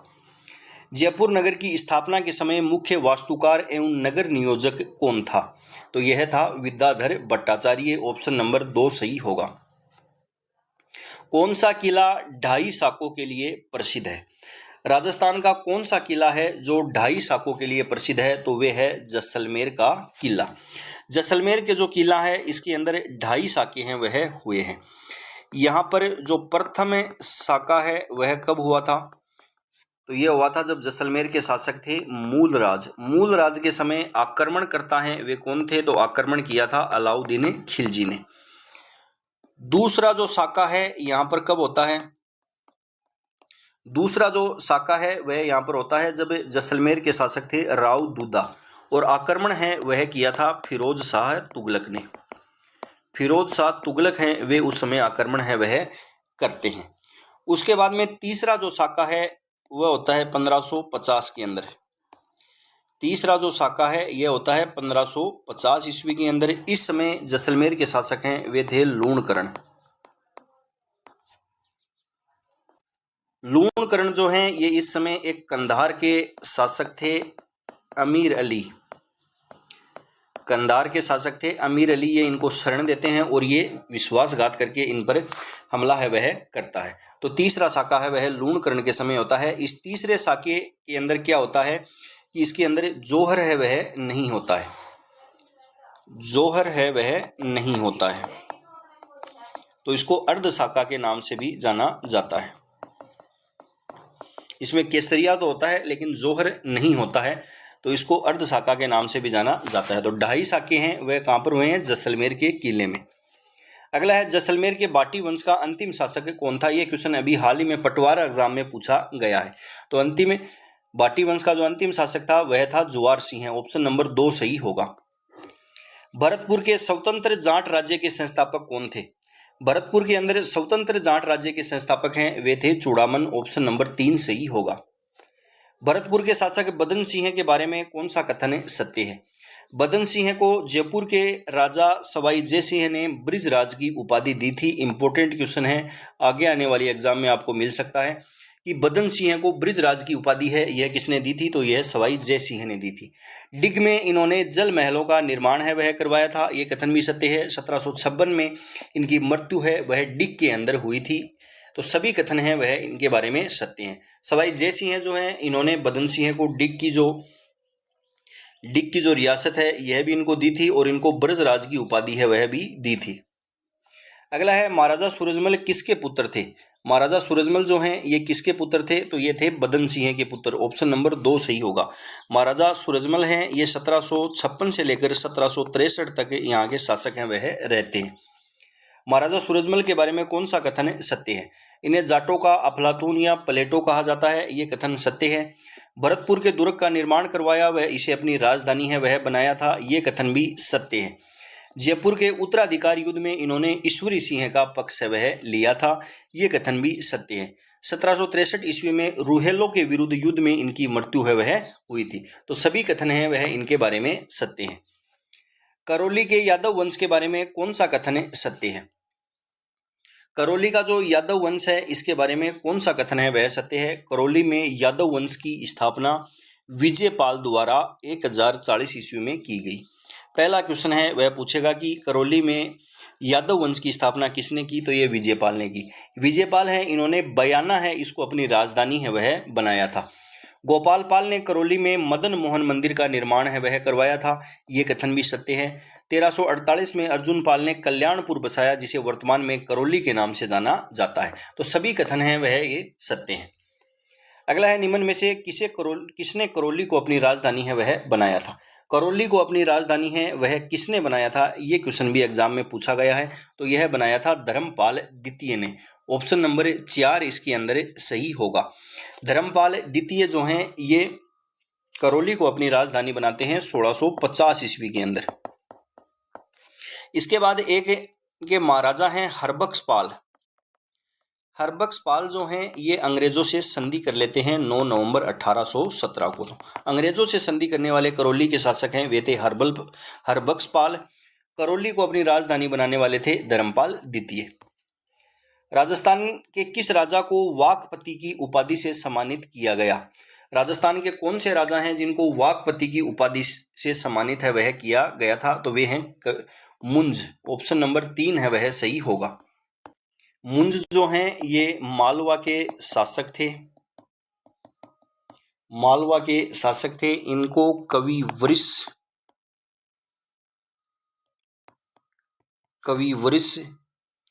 उत्पल राज, पृथ्वी वल्लभ, वाकपति आदि उपाधियां हैं वह इनके द्वारा धारण की गई थी। अगला है आबू के परमार वंश का संस्थापक कौन था। आबू के अंदर परमार वंश का संस्थापक, ये क्वेश्चन भी अभी पटवार एग्जाम में पूछा गया है, ये था धूमराज। ऑप्शन नंबर 2 इसके अंदर सही होगा। अब हम पढ़ते हैं हुरडा सम्मेलन के बारे में। हुरडा जो सम्मेलन है यह हुआ था 17 जुलाई 1734 ईस्वी को, और यह हुरडा स्थान है भीलवाड़ा के अंदर, यहाँ पर यह सम्मेलन हुआ था। इसका उद्देश्य क्या था कि राजस्थान के अंदर जो मराठा आक्रमण हुआ था उसको रोकना इसका उद्देश्य था। हुरडा सम्मेलन की अध्यक्षता है वह की जाती है महाराणा जगत सिंह द्वितीय द्वारा। हुरडा सम्मेलन की अध्यक्षता है वह महाराणा जगत सिंह द्वितीय द्वारा की जाती है। इसमें कौन कौन से शासकों ने भाग लिया था, तो जयपुर के सवाई जय सिंह, कोटा के दुर्जन साल, बूंदी के दलेल सिंह, नागौर के बखत सिंह और किशनगढ़ के राज सिंह और करौली के गोपाल पाल, ये हुरडा सम्मेलन के अंदर भाग लेते हैं। ये सम्मेलन है यह 17 जुलाई 1734 ईस्वी को हुआ था हुरडा भीलवाड़ा में। इसका उद्देश्य वह क्या है, तो मराठा आक्रमण को रोकना, और इसकी अध्यक्षता महाराणा जगत सिंह द्वितीय द्वारा की गई थी।